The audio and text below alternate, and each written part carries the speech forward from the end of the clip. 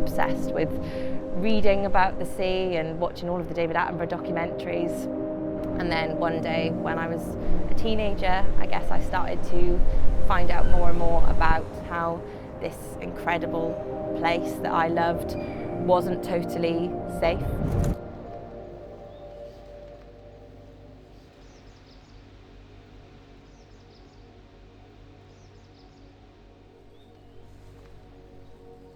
We strongly believe that people can't or won't think about their wildlife if they don't already love it, get involved with it and understand it. It's really hard to love something you don't understand.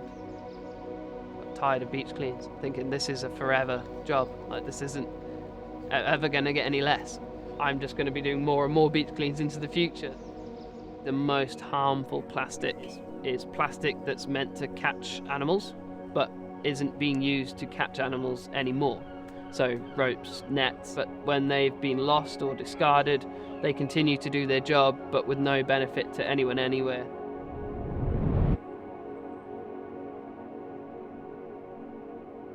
Fishing waste is probably the most destructive of those marine litters.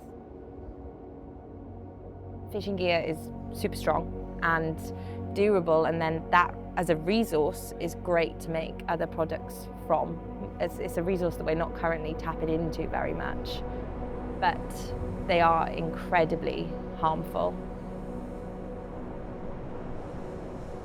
I would love to be able to visit beaches and not see hundreds of thousands of tiny little bits of microplastic all over the shoreline, and to not see grey seals in Pembrokeshire with fishing gear wrapped around their necks and not be confronted with that every time you go to the beach. Because right now, no matter what we do, I would say on most occasions that I go to the beach, or probably every time I go to the beach, you find at least something washed up on the shore.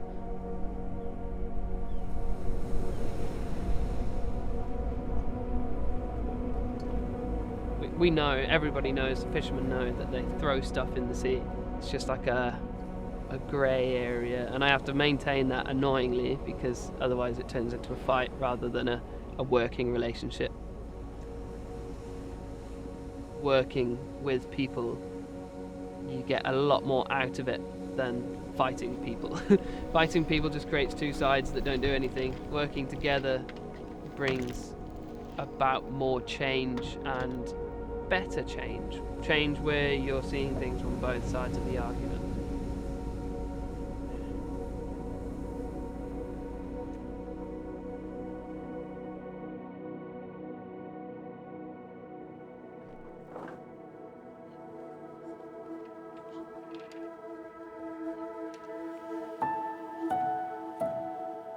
I make doormats on a daily basis, baskets, dog toys, coasters, tea coasters. There's just endless variety of things that I can make from the rope. But it takes hours to untangle, sometimes days, depends how tangled it's been by the elements and the sea and the ocean itself. It is quite tough on the fingers. You've got plastic fibres that can cause splinters. So you know when to use gloves and when not to use gloves, depending on how rough the rope actually is. Because of the material it's made from, the polypropylene, it's made to last at sea. The weight load on this is huge, so it doesn't make a difference how many times you step on this, you pull on this, you use this, it will last forever. It'll outlive me. I've got an endless supply of this as well, so it just keeps coming. And so it's something that I'm never going to lose this resource to be able to make things with at all. If there were more policies in place, then it would go back to the more organic materials, which when they break down, they do biodegrade naturally because it was all plant fibre based.